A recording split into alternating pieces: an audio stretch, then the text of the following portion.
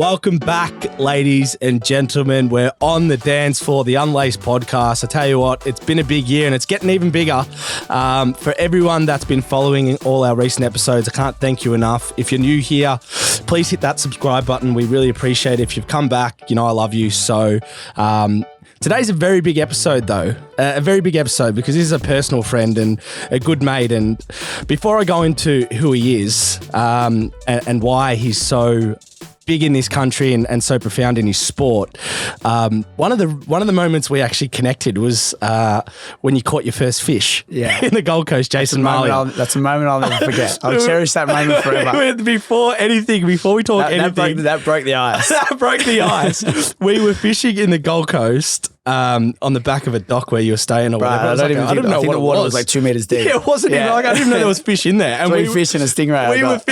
Stingray. 3 fish and a stingray in the space of like half an hour. And no one caught a fish all day. No one else. Yeah. And you're I'm over this, bro. Someone give me something else to do. Oh, bro. But that was a special moment. I always feel like now whenever I see him, like it's a big That's moment. My fish, mate. As like a man. I was there when he caught his first fish. 100%. Like he rode his first bite. Training wheels are off. Yeah. Mate. Well, now, the reason why I love this man is not just because of the person he is, but this guy is one of the best and biggest amateur fighters that this country's ever seen. Now turned pro boxer, but over 100 amateur fights, which is fucking mind-blowing. A 5-time national champion. Correct. 9-time state champion. Correct. And 3-0 in the pro ring, baby. That's it. That's it. Jason Mallia. Yeah, so it's exciting times. It's all starting to roll out. You know, the pro career is nice to sort of get the ball rolling with. It's been a long process, man, but we're here now. So yeah, it's good. fuck, man. It's crazy. I can't believe you. Like, I knew you had a lot of amateur fights. I knew how well regarded you were in this country. Like, people say you're like one of the best Australian amateur boxers ever. Oh, that's good. I like hearing that. Yeah, yeah. Like, literally, there's a lot of articles and people have said that. I've overheard say that. All your mates say it. They have to. Yeah, they have to. But like, when did you start doing amateur fights? Because to do 100, you turned pro last year, like 26. Yeah. So how it all started, when I was younger, my old man was a boxer. Right. And I guess, I don't know, I was always very proud to kind of follow his footsteps. But unfortunately, back in the day, he had 2 kids and it was like life was different. You had to work, you know what I mean? Like, so he had a dream that he couldn't pursue. So for me, it was like, I'm in a position where I've got a supportive family. You know, I'm going to really pursue my dream, but also his. So I had my first fight when I was 13. I ended up winning my first Australian title when I was like 14, you know? So I guess from being super young and like having that kind of recognition against your name, like I was proud. And it was a moment that I knew, like, I've got a talent here, you know what I mean? And like, obviously having the support of my family, my father, it was important to me that it was like, it doesn't end here. Like this is a beginning. This is just a stepping stone to something that I could become, you know? So ever since I was 13, bro, it's always been a very serious sport. Yeah. And I've taken it as if a full-time job. Yeah, bro. You're like chips in. Like, that's it. All eggs in, man. The basket's full, you know? That's the way I look at things. That's with a combat sport, you know, people talk about it all the time. If you are only 50% in, there's a chance of injury, a chance of getting hurt. You know, you're in with boxing and any kind of combat sports, and any sport, as a matter of fact, like if you are only half committed, you're not all in. Yeah. You know, you need to be there. Absolutely. And give it absolutely everything you've got. Otherwise, you're not going to get the most out of it. Fucking true, man. It's very true. And speaking of like giving your all chips in, as we know, like you've obviously hurt yourself now. You got the elbow injury. So like, what's the latest with that? How's that been for you? The elbow injury, I've dealt with it for a long time. For probably like the last 6-7 years, I've always had I've lost 35 degrees in my elbow. So like my extension on my left side, like it was just getting smaller and smaller. And boxing's an inch game. Is that your jab? It's my lead hand. Yeah. So it's my busy hand, you know? I can't get full range. So obviously with combat sports, like it's, an inch is the difference between hitting someone or missing someone. Yeah. It could be the difference between ending a fight or, you know what I mean, a blemish on your record kind of thing. So I guess for me, I dealt with it for so many years. I just had inflammation in the joint. And what happened was like being young, I was like, I'm young, man. It's all good. You know, the elbow was good. I didn't really need the surgery, but I got the elbow surgery to prevent any sort of like further discomfort. You know, there was times like after fights, I'm like, my elbow's sore. Yeah. So right now I'm 5 weeks post-op, and it's the hardest thing about it is the surgeon said to me it'd be about a 10-week recovery. And I'm like, man, what did you know? I'll be back in 5. But obviously he's done like his whole life is being a surgeon. He's smart. He knows his shit. Yeah. So the hardest thing is for me, like staying still. It's been really difficult, you know, like trying not to like add inflammation to the joint already. But look, I'm just hanging to get forward, bro. I'm hanging to get back into it. I can't wait to like, you know, continue the pro career and kind of let it blossom a little bit. Yeah, well, that's what I was going to ask you, because I feel like it would be difficult for you to stop, because since you've turned pro, you've had 3 fights in pretty quick succession, and your 4th one was going to be not long after your 3rd as well. Man, I was booked in. I was booked in August 24th. Yeah. You know, like I said to my manager, I'm very lucky I've got a good management team. So they kind of like, I've told them the deal. They know that I want to be an active fighter. Yeah. I'm not someone that just like fights every few months and like has a few months off at the end of the year. No. It's always been me. It's like an ADHD thing.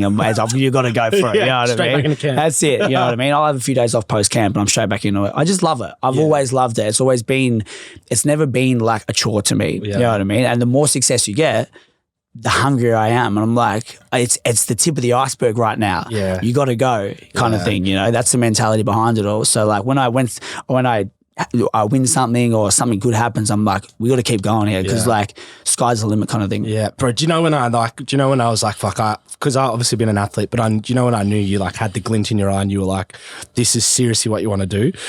When we were on, when we were on holiday in the Gold Coast, I think I came round to your house that day, and it was like, you were on holiday, yeah? It's like one of those days, I think you might have just finished your first pro fight. We were like going to have a few drinks that day and like celebrate. And I turn up to the house and I'm like, fuck, where's Jace? And I was like, oh, he's at the gym. Yeah. And bro, you just came back drenched in sweat after doing 12 rounds. And I'm like, bro, you're on holiday, bro. Absolutely, man. But like, once again, it's like, it's embedded in me. Yeah, like you can't, you know, like exactly. And that to me, I was like, I kind of need to tick the box. If I'm gonna enjoy myself, like I need to make sure I'm ticking the box first. You know, the thing with boxing is like the longer that you're savoring, even though I was on holidays, I just finished my first pro fight. It was great. You know what I mean? I was told to relax. My coach said relax, and I'm like, I just thought like, man, I'm going to go out and have a few drinks. Like I need to tick the box and like, I need to feel good about it. You know what I mean? Like earn the right. It's for me. I'm like, I'm like, I need to feel good about having a few drinks and stuff like that. And I've always been super dedicated like that.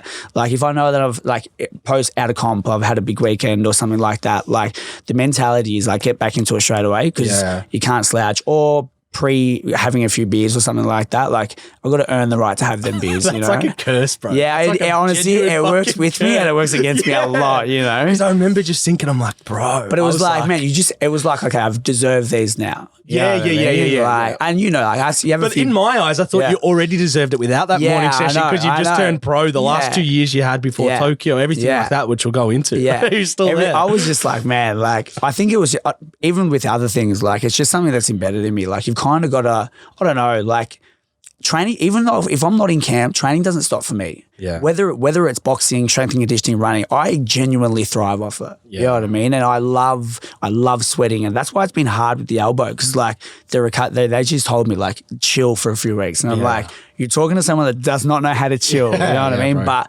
But it's embedded in me to just do these things and make sure that they feel good things to me. You know? Yeah, absolutely. They make me feel, after, as you know, once you exercise, you release all these endorphins. You feel good. You feel great. Yeah. That's one of the things we speak about a lot with athletes, and I feel like with boxing, so much more powerful. That's why I always love boxing as like a fitness thing, because always the mental side, I always feel unbelievable mentally after it.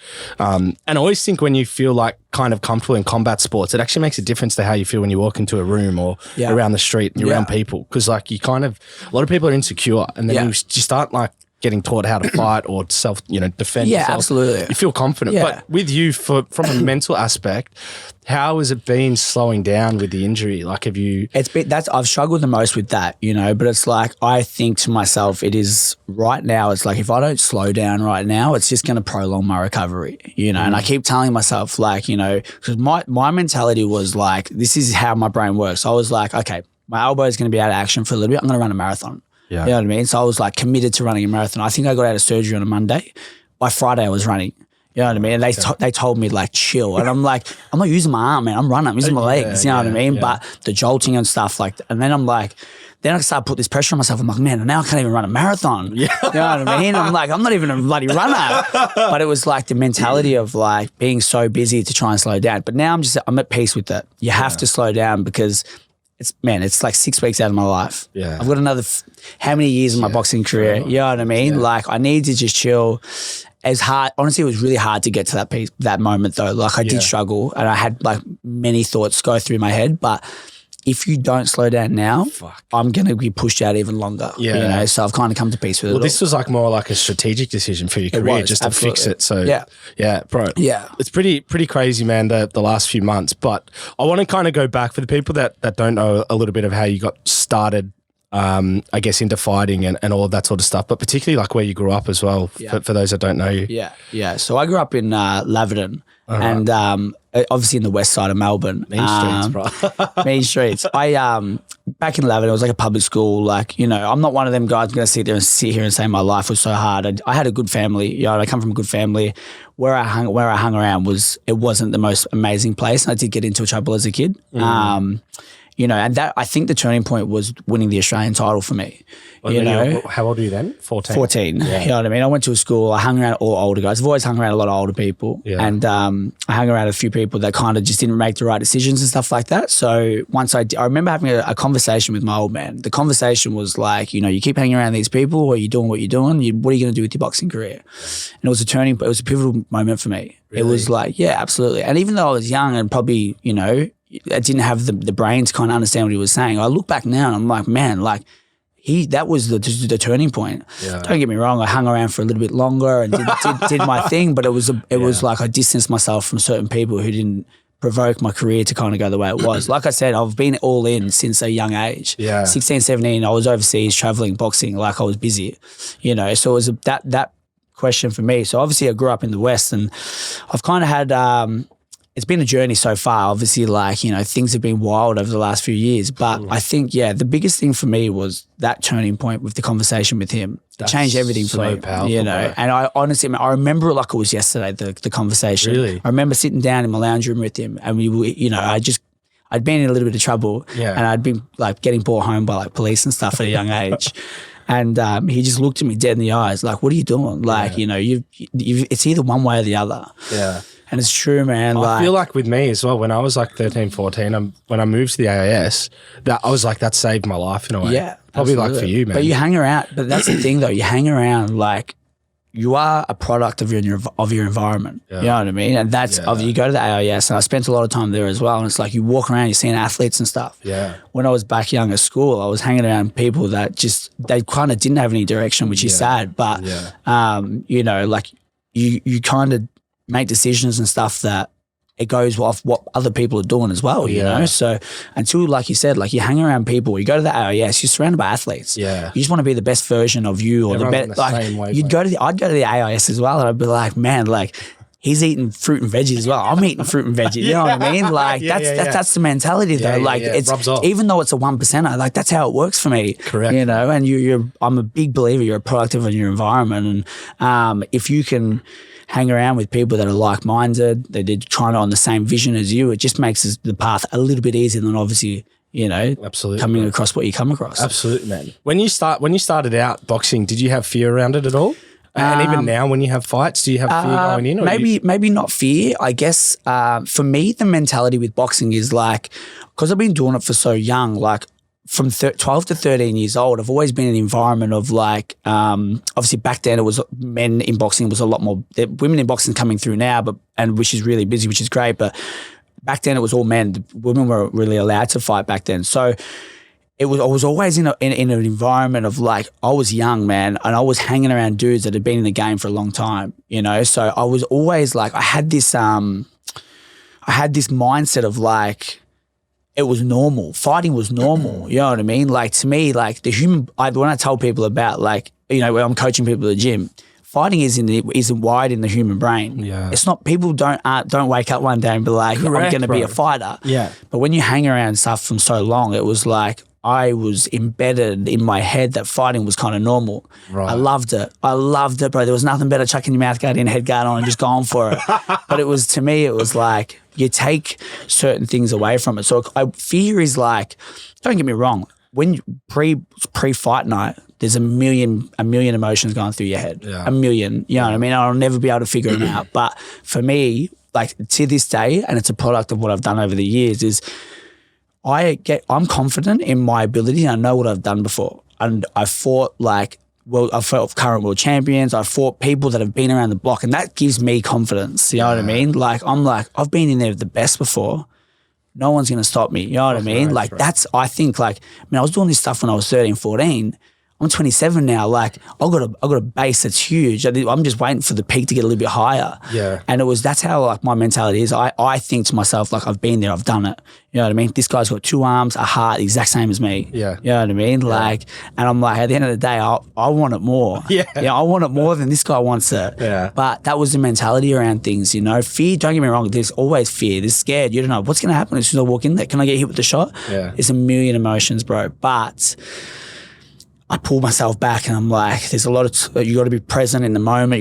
You have to feel the emotion. You know what I mean? Like I can't bury it because it'll end up coming out in the ring. It's like you feel the emotion. It is what it is.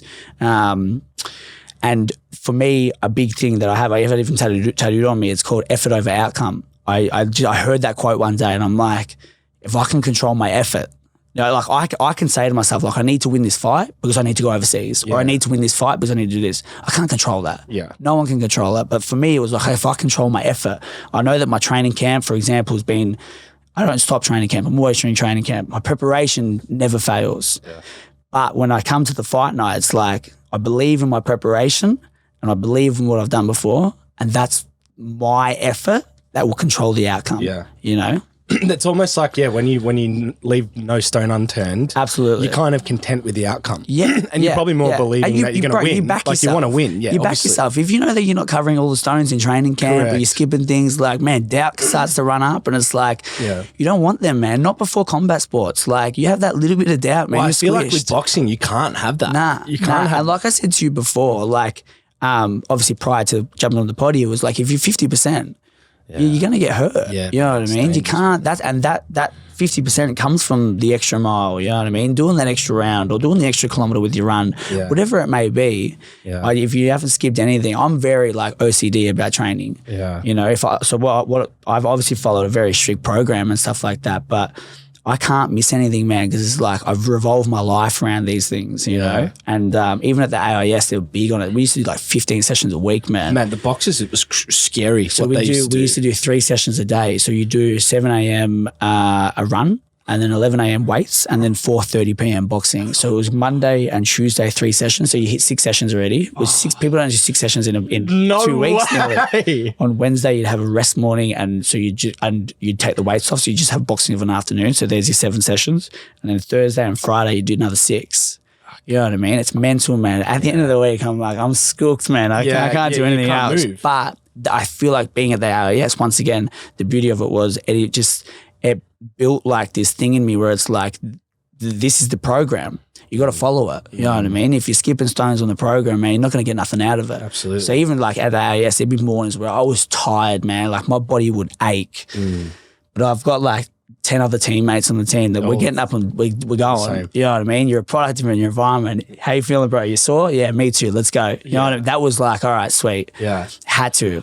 So that's the mentality with my programs at home. I've got to do it. Even though I'm tired, I'm sore, I'm fatigued, man, just get it done. Bro, given and before we sort of jump into just a bit before you turn pro, but like through the amateur ranks and obviously all the great work you were doing, when was it that you kind of started getting like the attention of like, this guy's the real deal, there's so much potential, like the interest from like the AIS, which is, man, the AIS for boxing, like obviously that's been built around like the Commonwealth and Olympic Games and stuff, but like they don't pick anyone. Like the best male and now female boxers. Yeah, absolutely. You can find. Yeah, it's a very confined space. You know hugely. What I mean? Like so back then you only take number 1. It's a massive competition. Yeah, almost each division, right? Yeah, so that was it. That's it. I think there's across maybe 12 or 13 divisions. Yeah. If you're number 1, you go. That's it. Yes. So no number 2, no number 3. So obviously when I was 13, I went to. So when I was 13, I had won my first Australian title.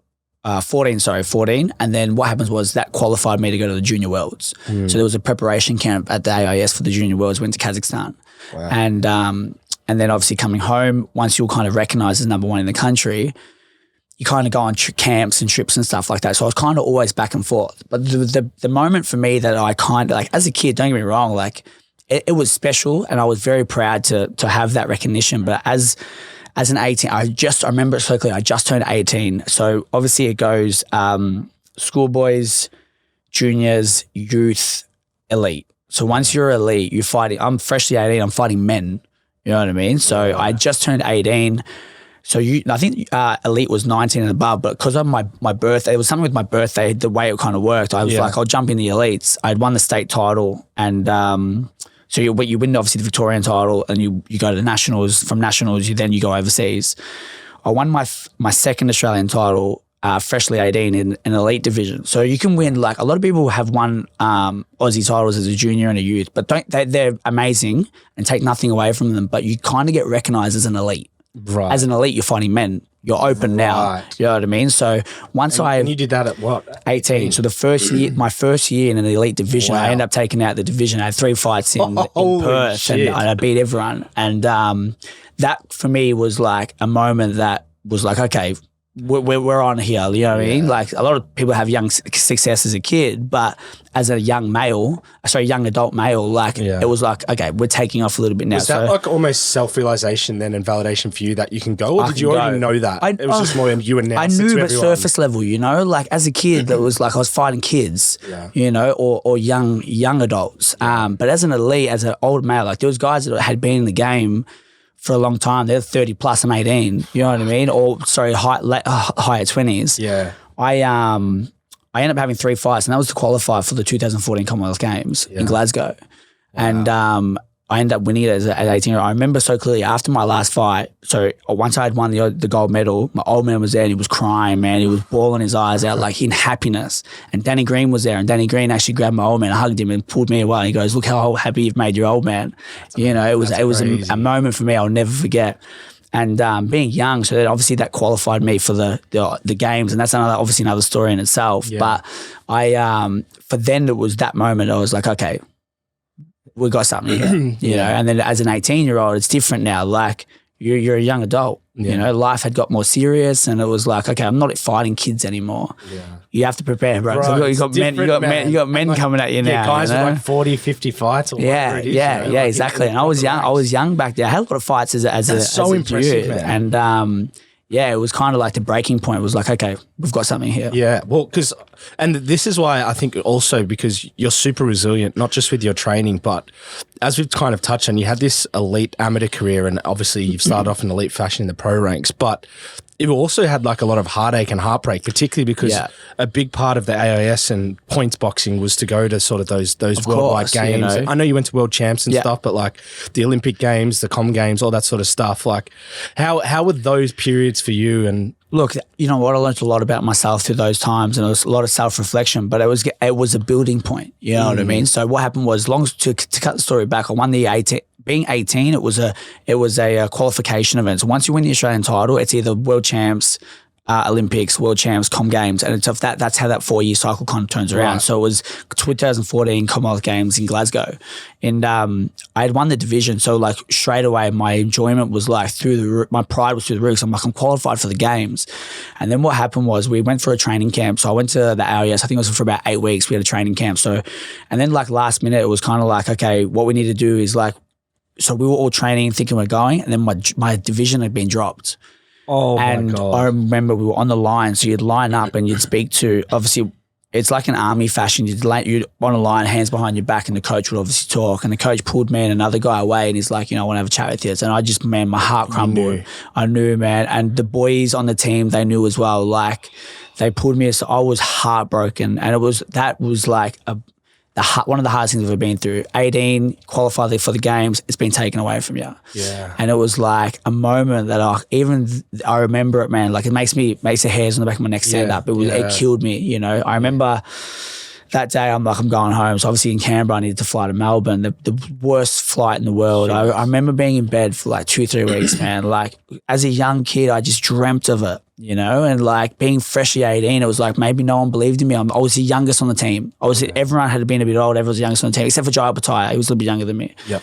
And it was just gut-wrenching. Like the hardest thing I've ever been through, man. But I remember like it took me a long time to go back into the gym. Really? Yeah. So I remember walking back into the gym maybe a few months later because the cycle, the games had been, I didn't watch not one of the games, couldn't watch them. Yeah, I turned the TV off, turned social media off, everything. I wished all the boys good luck, but I couldn't do it. It's not personal. Wasn't personal. And they understood that. Yeah, I did you that know, too, so I went home. Sorry, obviously once the kind of dust had settled, I tried to walk back in the gym and I put my gloves on, man. To be honest, I bawled my eyes out. I'm like, what am I doing, man? Like, it was eating me, man. So I'm like, stuff it. I'll get myself back up again. I started training. My coach, Cal Bryant, amazing man. Like he's helped me through some low times, and he rode the wave with me.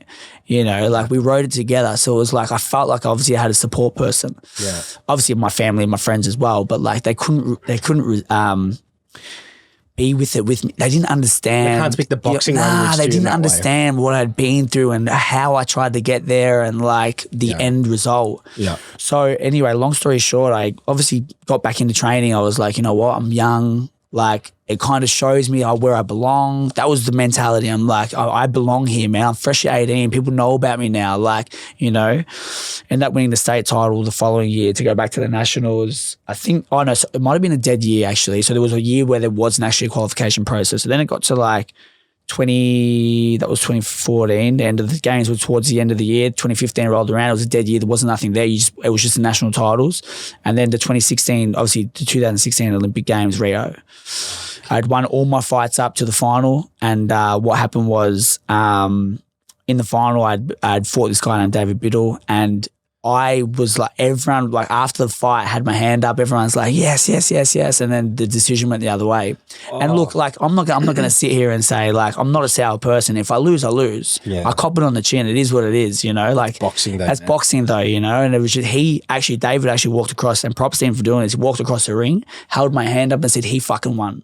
Oh. He won. You know what I mean? And it was just like, man, like, I was like, man, the games for me, they're gone now. Like, then I'm starting to have some serious doubts. And they're like, long story short, I kind of got myself back again. So I'm like, I'm young, man. I'm keep coming back. So at this point, did you kind of delay turning pro because you missed Man, I delayed turning pro because I wanted the Olympic Games. Yeah, that's what I thought, right? I wanted the Olympic Games more than anything, man. Yeah. Like, I had spaces on my body. I'm like, I'm not tattooing there because I'm the game, the rings are going there, you know? Bro. Like, everything. It was drilled into me from a young kid. It was instilled I was going. I used to have in my bedroom, I used to print out Olympic Games signs, have it on the back of my door, on the toilet door, little things, man, like quotes around my room, you know? Like, it was just, I was in it for that. Bro. That's why I was like, it was never about, like, in the amateurs you don't get paid. It was never about money or nothing like that.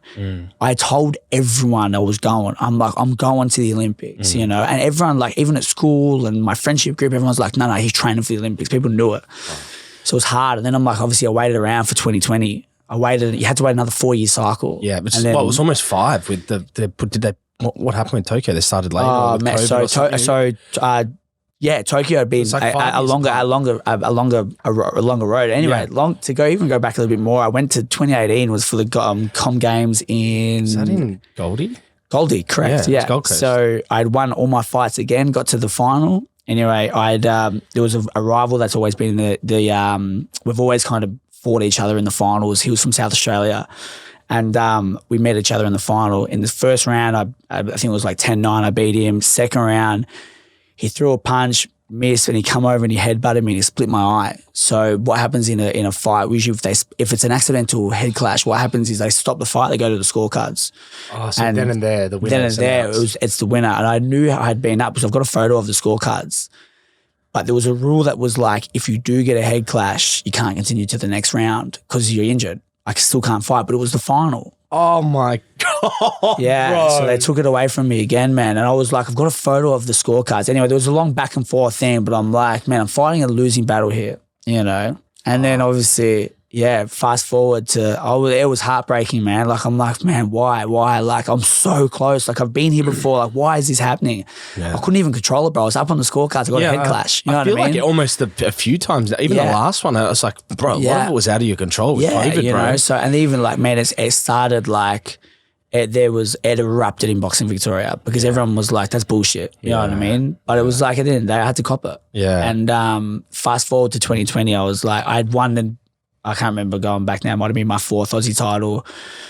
I qualified for the World Championships. I qualified to go to Russia, so for the World Championships. Yeah. And beautiful experience, man. Like, obviously preparation camps. I was like, same thing. I'm like, I'm not watching the games, bro. Turn the TVs off. Support the guys that were there because I knew them all, but I'm not watching it. Couldn't do it.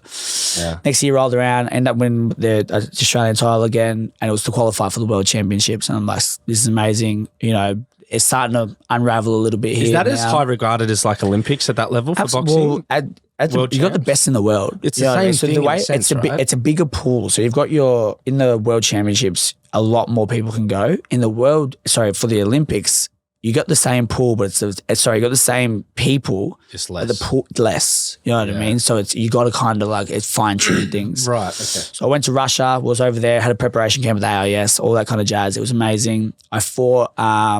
I can't remember his name. He's from, he was an Olympic silver medalist. I'm having a blank, but he was a Cuban boxer that had moved to Azerbaijan. Right. So he had boxed as a Cuban. The Asian conference. Yeah. So he'd boxed as a Cuban his whole life. Jesus. I think what happened was, a little bit of background on him was he'd won the silver medal. And then once you lose at their national squad as a Cuban, they kind of like forget about you. It's either you're the best or you're not even there. Yeah. So he'd moved to Azerbaijan. So I fought the Azerbaijan guy. And he beat me on a split decision, but it was like a lot of people were like even a lot of, when I walked back into the rooms, a lot of guys were like, that was the most bullshit decision. They only thought the reason why he'd got it was because of the record he had. Right. You know what I mean? I hit him with every shot in the book, but unfortunately I still come out in the race. But it was a learning curve. You know, I copped it on chin. I learned a lot from it. That meant that after the World Championships, the qualifications for the Olympics, which was Tokyo, were right around the corner. So it was like there was no break. I'd kind of come home, had like a week or two like deload, and then preparation camp again for Tokyo. Yeah. I'd won, that was my 5th Aussie title. I'd won that for the Tokyo. So I'd won everything. So the qualification event was like good. So you're now represented as an Olympic hopeful. So there was obviously the team of, I think it was about 15, including the females as well. I was an Olympic hopeful. So now it was out of Australia. The next competition was Asian Oceania Games. Right. So all the Asian Oceania Games, you get to go to the Olympics, you get 2 chances. One chance is in your continent, Asian and Oceania. The second one, so obviously all the other continents. The second, if you don't make it, I think you come top 4 in the division, you qualify. Right. If you don't qualify in the first event, you have a world event. So it's like it's the guys that didn't make it all around the world. Right. You come together and then it's like top 10. Fuck. You know? So I went to, so long story short, we went to India for 4 weeks for a training camp. And then the qualification event was in China in, where did COVID start? What was it called? Wuhan. Wuhan was where the event was. What? Yeah. Were you there pre-COVID, Wuhan? So when I was in India, we had found out about a fish virus. Yeah. And I'm like, oh, yeah. My so God. we're like, we're ready to fly over to Wuhan. And everyone's like, the World Health Organization, they're losing it. They're like, don't fly there. So the whole qualification event got canned. So we flew back to Melbourne. So I spent 4 weeks in India, flew back to Melbourne. I think I was there for 2 weeks. And they're like, nah, we're going to reschedule it to Jordan.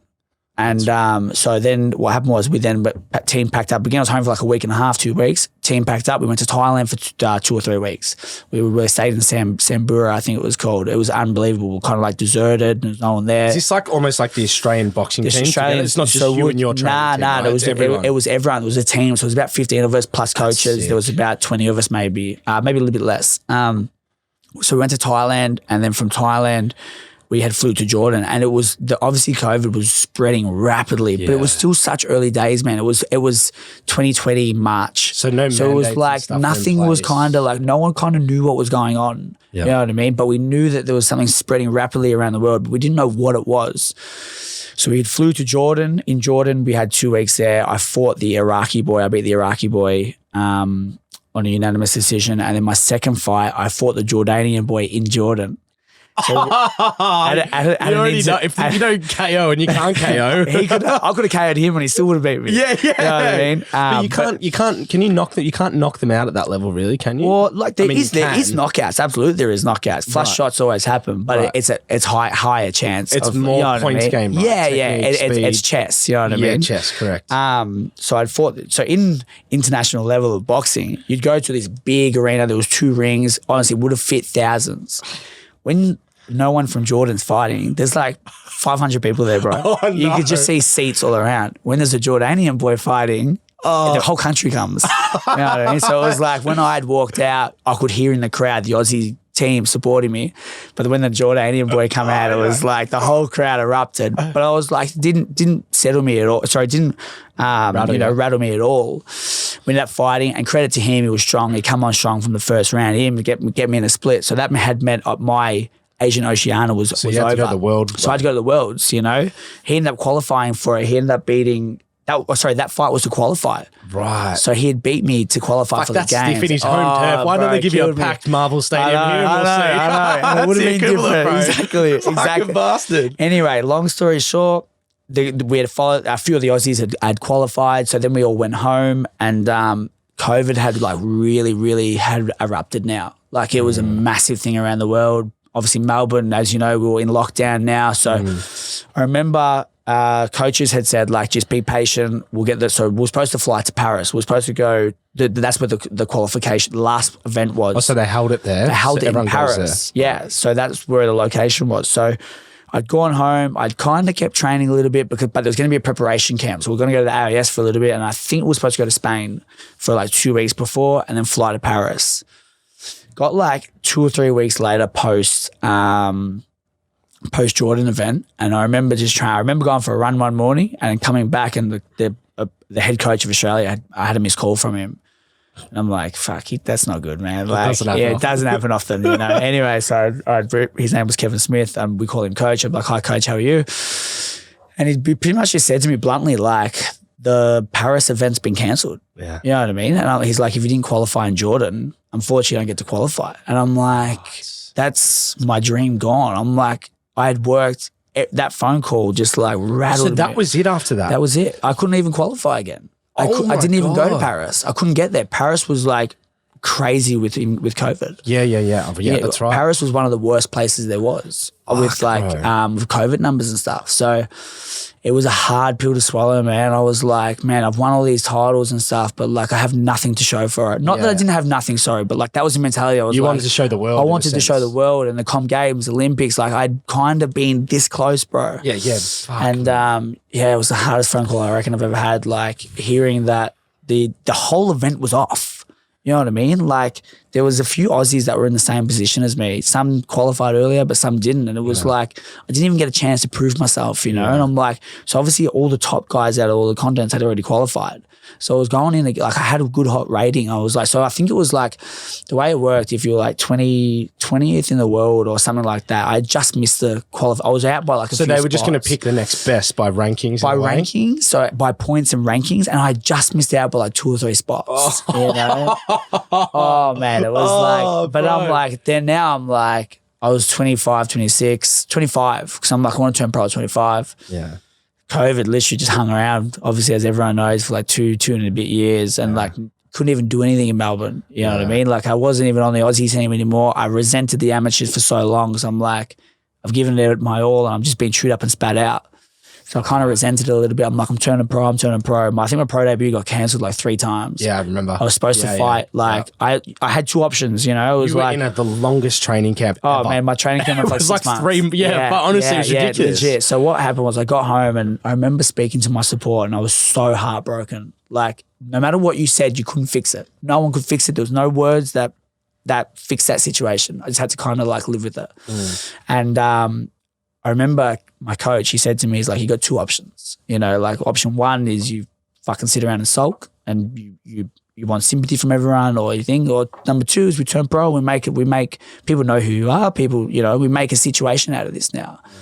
And I'm like, you know what, I'm not that guy. I'm like, I'm not going to sit around and fucking want people to feel sorry for me. I'm going out to get what's next for me now. Like it was like I'd closed the book, the chapter was done. So you didn't like sit there and dwell too much. You were straight I did. up. Don't get me wrong. I did, man. Okay. Like, and it still burns me to today. Yeah. Like I still, when people will talk about Probably it, like it never will, man. I had nightmares about it. You know. Yeah. So what was the formula for you to get your head back like into that mindset of like, oh fuck this, we're gonna go pro, we're gonna. It was like close the book. And like, a lot of people had like kind of messaged me before. I've got a very pro style. I like to sit and bang a little bit, you know? Like people know when I come to fight, you know? So in the pros, it was like you fight with 8-ounce gloves, you kind of suit that style. And I'm like, you know what? not going to sit around and dwell on it, man. I can't. Like I'm not that person. I've got to get back up. And I had very good support that people were like, you know, like get back up, keep going. You know, like really make something out of it. I had a lot of good people that supported me back then. Right. And I ended up turning. They had made this big fuss about me because I was turning pro, which is great. I remember. It was like the greatest fucking amateur boxer ever. Yeah, a lot of articles, a lot of Instagram stuff. It was crazy. It was blowing up. I think it was like June 9th or June 9th, the first one, and like was training, bang. Like I think it was 9 days. So we kind of got out of a lockdown, and then we were supposed to go into it, and then we ended up a few days prior. They're like, dang, and I'm like, man, I'm cutting weight like mad. Yeah, I remember. You know what I mean? Bro. So I had fought at 69 in the amateurs. As a pro, I went down to 66. I struggled to get to 69 as an amateur. Like, in the difference is in the amateurs, you fight the same day. In the pros, you have 24-hour weigh-in. Yeah. I was depleted as bro. And they told me, I'm like, fuck, like. Anyway, so they said we'll do, I think it was like a few months later. And I'm like, all right, cool. Might have been like maybe September or something like that, at the top of my memory. Same thing. Didn't really stop training camp. Had a bit of a deload week. Then kind of went again. You know what I mean? Same thing happened. Lockdown, can't do it. I'm like far out. Like Jesus, man. Everything was turning against me. Like, I'm like, you're still training? And it was everyone said to me, you'd be so fit. Wasn't the case. The mental exhaustion. It was like, as an athlete, as you know, like you build, you peak, and you come down. So it was like I'd build, I'd peak, I'd come down a little bit, and then build. So I'm burning the candle at both ends here. Yeah. I'm tired, man. People were like, towards the end, I'm like, I'm resenting it. Yeah. But so obviously that the third time that it had kind of come through, then it was like, oh, the third time we're kind of here, you know, we're going to get, I had got to December 11th and we finally made it. Thank God. It was a fucking hell of a night. Thank God. I had a lot of people there as well. It was good. Bro, yeah. And a lot of pressure now as well because everyone's like, I want to see this guy fight. We've had that many times to see him. It's been cancelled, like you know. This guy, man, he's ducking fights. But once I obviously got the win, I was like, man, it was like a weight. I could like, then obviously like I had a weight off my shoulders, man. I was like, oh, I can relax. Like, you're so I can go again. And then I ended up fighting again I had obviously New Year's. I ended up going again in March. And then I think my last one was May. Yeah, you fought like 3 in 6 months. Yeah, I tried to go straight away. With bang, which I love, man, because I think it's like some of the best boxing in the world. Like it's like now when you get to a certain point, it's like a money thing. It's people duck and weave. They fight twice a year. And it's like, fuck, bro, fuck that. Well, actually, before we go into the pro ranks, because I do want to talk about, because I've been to, I think, 2 out of your 3 fights. Yeah, 2 out of your 3 fights. But a lot of people might not know about you, but like a bit of a sophisticated businessman as well. And it probably was around the time with the Olympics and some of the heartache there that your gym, Crew Fitness, which is obviously well known around our city, was being developed. But what was sort of the mindset behind that and the concept and what sort of made you want to get in that space? I'd been in the industry. I started work real young. I used to be a PT at like 15, 16 because the boxing had kind of like formed me into like, you know, trying to like push what I love onto other people, you know what I mean? It was a blessing that I had boxed for so long, and then I tried to be like express my boxing, and I loved weight training, so I ended up working at a gym and developing like a little bit of a obviously a background in personal training and stuff like that. And obviously, long story short, after the Commonwealth Games 2018 loss, I ended up moving to London. So I had worked for a PT in the background to support my boxing and whatnot. And then I ended up moving to London for 4 months. And over there I lived in a boxing gym. So I was over in North London in Islington, who like they're the greatest people ever. I'm welcome back with open arms. But I would literally open my bedroom door, the ring would be there. Whoa! Yeah. So I spent 4 months over there in London. I had 7 fights over there. Loved it. I learned a lot, man. Learned a lot. And anyway, previously, I'd been working, obviously, with my mate Damon Falzon. We'd been in the exact same situation. He would be a PT as well. I'd be the PT as well. And we'd built this brand, you know, and it wasn't even Crew Fitness back then. It was kind of like he worked for himself, I worked for myself, but they ended up joining forces. Right. And that's how Crew was made. So we opened in August 2019. And then the lockdowns and all that kind of stuff. We would crazy time for business. Bro. Yeah, crazy. And then the lockdowns was like unbelievably challenging. Fuck. And then we ended up very lucky. We landed a location in Hoppers Crossing and we opened December 11th, which was the exact same day that I'd made my pro debut. You know, Shit. life was stressed. I was getting pulled from all angles, but very lucky. I had some good support systems to help me and people through the build, like, you know, family. I had a relationship that helped me in the same time. You know, friends, family, everyone helped me. It was great. But we'd built everything all the way up in the last week. I'm like, man, I'm so dehydrated. And I'd literally go to help. My cheeks are sucked in. I'm like, oh, bro, I can't even do this. But the last week we had got it over the line. Yeah. Bro, I just want to describe this place for the listeners. It's like kind of like these warehouse sort of gyms, but they've got like most unbelievable equipment that's built on like classes and atmospheres, and the music's bouncing, the coaches are talking, people are in there. Then you've got recovery studios, Pilates, cafes. Like it's like the modern day. Yeah. The thing gym. about it is booming. like for us as an athlete, there was always like you'd go to a gym, like I go 10 minutes down the road to do recovery. So, yeah, dude, you know what I mean? I want to go 10 minutes down the road. I want to do Pilates. I want to work on my mobility. Yeah. Why not have it all at once? Yeah, bro. Yeah, that was the kind of, I'm like, amazing, man, I don't want to go elsewhere for my coffee, bro. I want to come to the gym. I want my coffee at the bang, gym. Bang. That's it. So it all kind of intertwined, and that's we obviously built like an incredible place now, and it's only just getting bigger and bigger. Yeah, man. I'll shout out to also the Crew Fitness Christmas parties, because apparently they are one of the best parties in Melbourne. Yeah. So I've been told. Never been there. Supposed to go last year, but apparently so. You missed out. Yeah, I always miss out.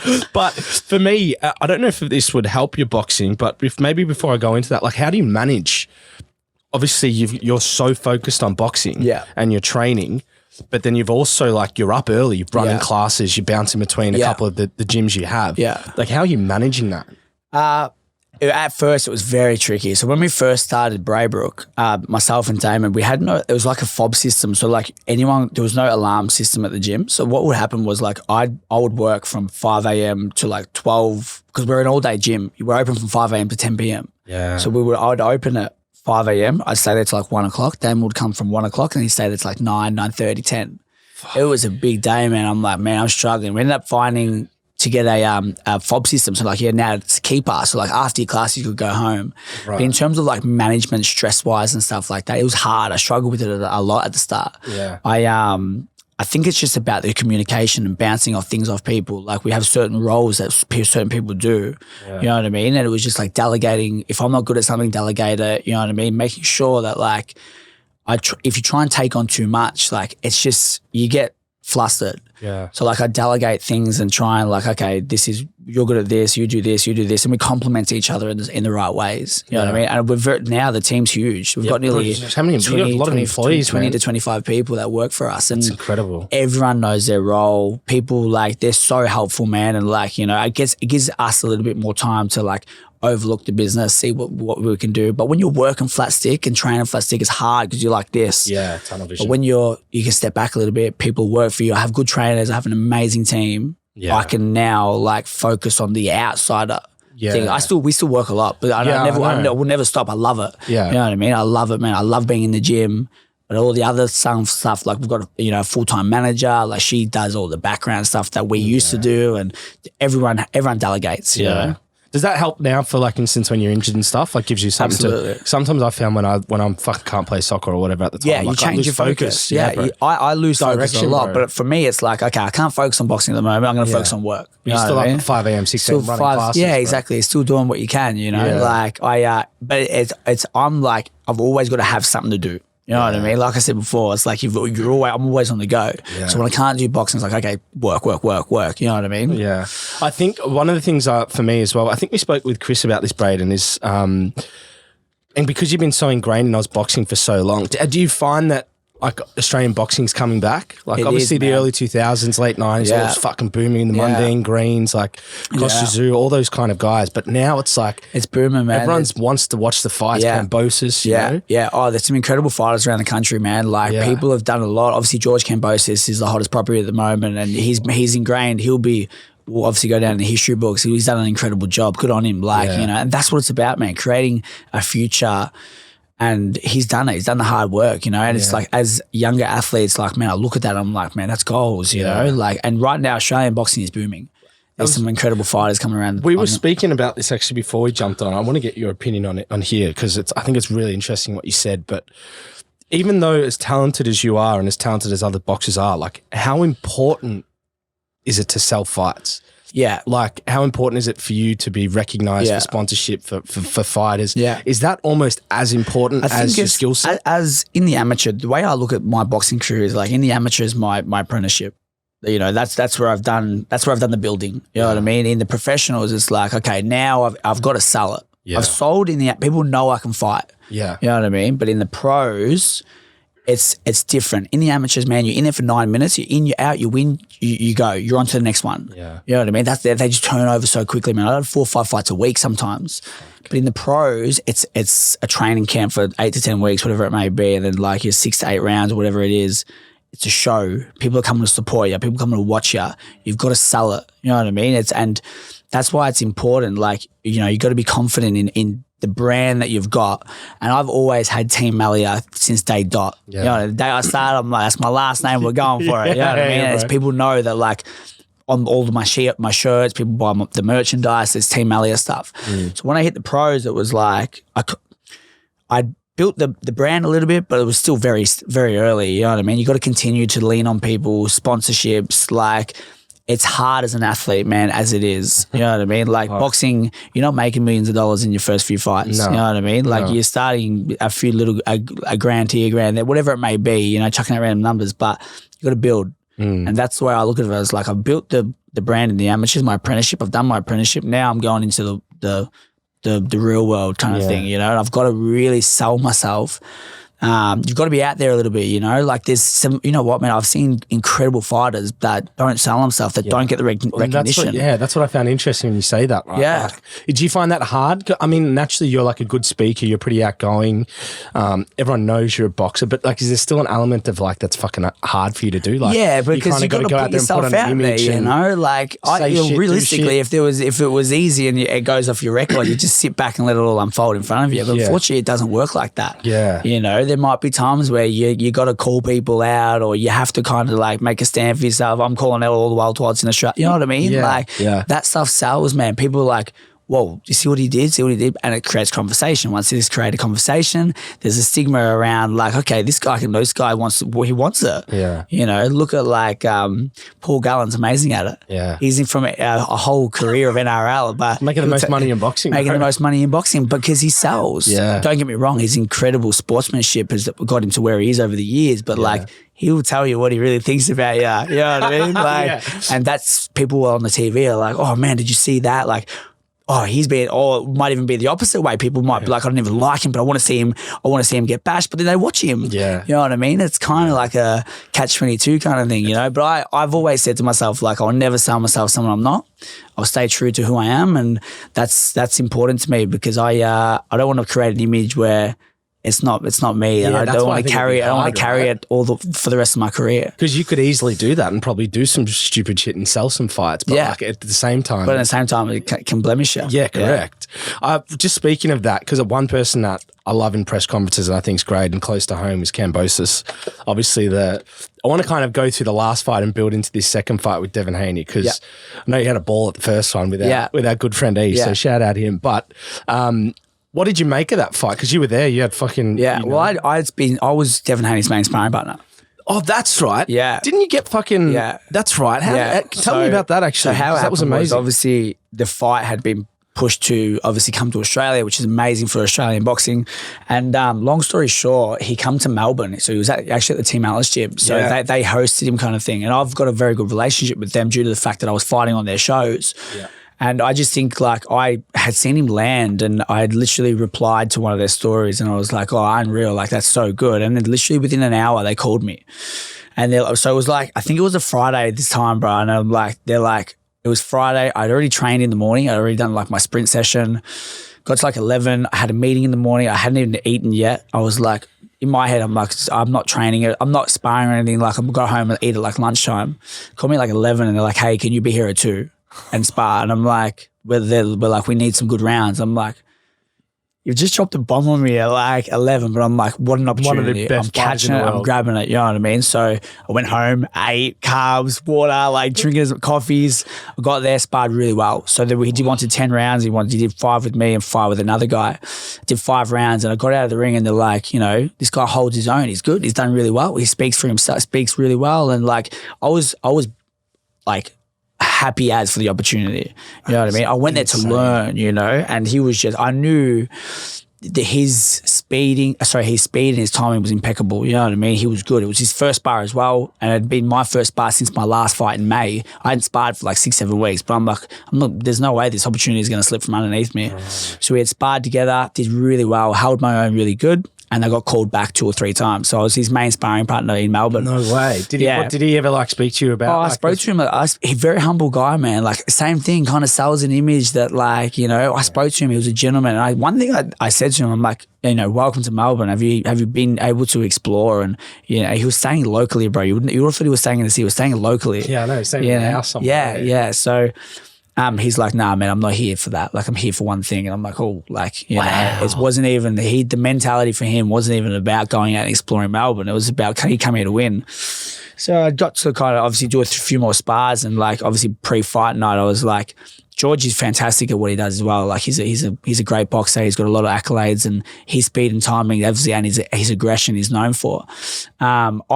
Everyone kept asking me like, whose side are you on? I'm like, man, I can't not support the Aussie. I'm an Australian. You know what I mean? But I'm like, it's not going to be an easy fight. Yeah. It's from my experience with Devin. I'm like, he's coming out strong. Yeah, because you would have had like perfect insight. So did you kind of see that?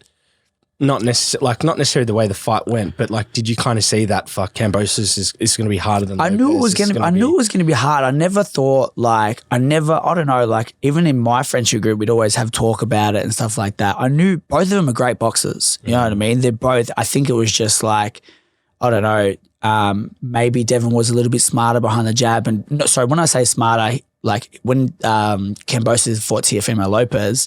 Teofimo walked out trying to wreck him in the first round, got caught, and then Kambosis just schooled him. You know what I mean? So, one of the things was that Devin Haney said, we're going out, we're sticking behind the jab, and I was like, okay, so it's gonna be a chest fight, the whole fight. Both of them are great jabs, both speed. So the whole fight, it was just like tit for tat kind of thing, you know? It was a bit of a boring fight for a neutral, unless you're like a boxing enthusiast. If you didn't understand boxing, people were like, people were like, that was boring. I'm like, dude, that was that was a chess fight, bro. Like, it was like hit, knock it. It was art, bro. Yeah. It was art. You know what I mean? Like, that jab was unbelievable, that whole fight. Yeah, exactly. So it was an incredible opportunity to obviously share so many rounds with him as well, but also like, you know, I was ringside as well. Shout out to E as well for the ticket. Yeah, that boy. But yeah, like obviously it was incredible. His training camp was super professional. Obviously when I was younger, man, I used to watch Floyd Mayweather on YouTube and stuff like that. And like they talk about like they have like all of them around the ring, man. Like he lands one jab, everyone's like, ooh, you know what I mean? I'm like, bro, didn't even touch me, you know what I mean? Like, is that what they do? Yeah, bro, yeah. So they have he has like an entourage. Yeah. It was just me and my trainer there, that's it. And they had like 15 Americans. Bro, but I loved it though, you know what I mean? I was there purely for the learning experience. What an experience, man. Yeah. That's pretty special, bro. I feel like boxing's the only sport like where you can, at any level, you can be in the same environment as the world champion. Yeah. And you can get called in to fight. Like in soccer, like I can't just get a phone call from Ronaldo saying, hey man, he just wants to go do some run-throughs with you. You know what I mean? That's why that's so special, It was special, man. And it was like, it proved to me that was like another thing. It proved to me I belong on the world stage. Like I'm obviously early stages of my pro career, but like, and he's now the unified world champion, and like I held my own. Yeah. You know what I mean? Like that's got to mean something. Yeah, absolutely. You know? And then obviously, the elbows kind of threw me out a little bit. But look, once I'm back, like it's the same mentality. Like I've got a lot to prove, and I'm coming back hungry, man. I know that's going to put some fire in your belly as well, for sure. But just with the fight number 2, because I know you got to tilt with your hat to the Aussie. But more specifically, what would in your eyes George need to change to combat maybe what Haney? Fight number 2, like obviously Devin Haney kind of won the fight with his lead hand. You know what I mean? He never really landed any big shots on George. It was just the accuracy and the time with the lead hand. So I think obviously being the Aussie team, they're gonna do their research, and they're just not gonna fight the same fight. So I think like for him, it's about like, I don't know, creating more movement and trying to like him, as opposed to him getting barraged with leader hands, reverse the role. You know what I mean? When someone throws a punch and you throw a punch, you kind of muck up what they're trying to do. You know what I mean? Maybe it might be first you lead off first instead of waiting to get caught with the jab. You know, but it'd be interesting. I'm looking forward to seeing it. Yeah, man, I can't wait. Yeah. I can't wait at all. It's going to be a hell of a fight. It's coming up as well. I'm surprised it's back in Melbourne. That just shows me actually I think it's at Rod Laver. Is it? So I think it's at Rod Laver. So Marvel was obviously very big, but I don't think the top level was like full. So I think they've gone to Rod Laver. I think. Do you know, just as you say that before, because I want to just talk about some of your pro fights, but just as you say that about Haney, he's like, no, we're not here to explore, we're here for one thing. Yeah. I was like, this guy does not give a fuck, bro, because I know you get a rematch clause always, but he's taking the rematch clause back in Kambosis' hometown. Yeah. Usually after a win, a rematch clause would be back there. Absolutely. You're the dignified world champion. He's like, I'll come back there and do it. Yeah, he's got no fear, bro. Yeah, exactly. He was relentless. Yeah, relentless, bro. And with you, because you had some relentless 3 pro fights, 6 months. I was at the first one, which was like, man, that wasn't an easy fight. The guy was like a mixed martial artist. Then your third fight, I was at. World champions as well. Yeah, like he'd been around the block. You know, when you were coming out, he was laying on top of the ropes and shit. I'm like, this guy's fucking cocky ass. It was good, man. I landed my shot. I did what I needed to do to win. You know what I mean? I knew it was going to be a hard fight, and I said my management are amazing, and we've always said we don't want easy fights. Yeah. So like going back to the drawing board, it was just be smart. You know what I mean? Like with small gloves now, things change, man. You know, like I remember hitting him with the jab and I was like, whoa, that was quick. You know, like, that was quick. Or like difference, like say, for example, if you're catching shots, like you feel heat. Yeah. Like it's hot, you know what I mean? Like it's not in the amateurs, you got pillows on your hands. Now it's like you're getting heat with your cooking mittens. You've partly answered this question, but I wanted to ask you what is the difference between a pro and amateur fight for you? So like, is it significantly different? Or is I think what I do doesn't change. Right. But in terms of like, you have to be smart, man. There is no like, I could walk in on people and like catch shots and give 2 or 3, you know? But I like in the pros, it's like, you've just got to be smart, man. It takes one punch to like change the game, you know? Like you've got to be on it. Otherwise, you're not going to be, you know what I mean? Things could change in a split second in boxing. So it's about really just being smart, smarter than what you were previously, I guess. Yeah. Oh man, nowhere else. Yeah. Well, and also because I feel like, I don't know what you're like, but I feel like genuinely if I was a boxer, I would have huge ego around record. Like I'd love seeing the numbers. I'd love seeing it tilt my way. Is that big in your mind, or do you kind of try and distance yourself from that?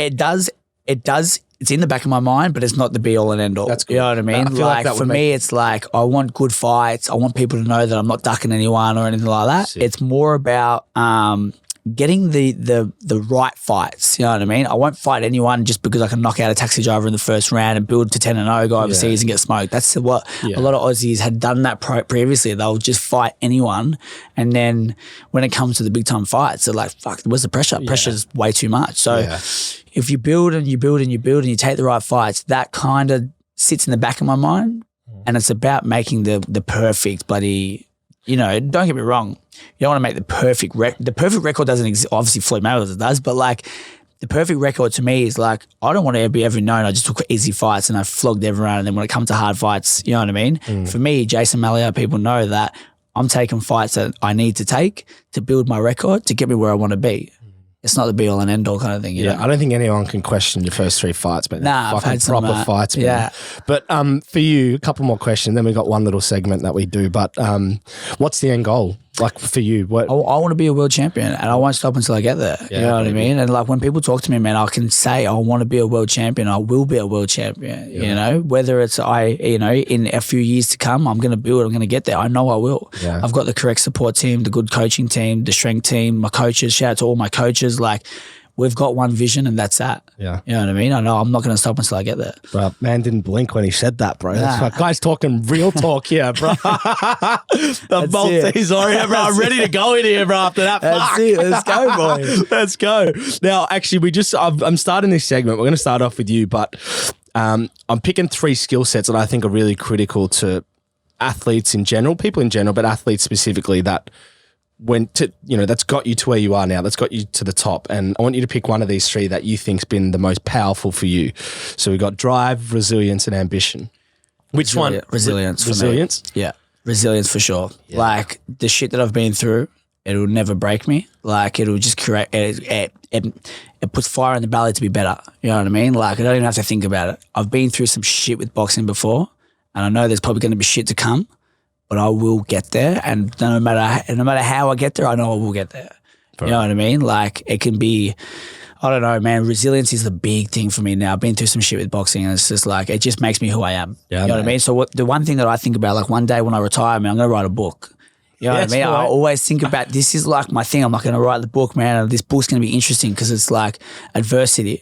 You know what I mean? I actually read a quote the other day that said adversity is an investment. Yeah. And I'm like, fuck, like that just hit me. Yeah. And I'm like, you can go through what you go through, but you grow through what you go through. Yeah. You know? Fucking nice, bro. Wow, man. It's been a pleasure.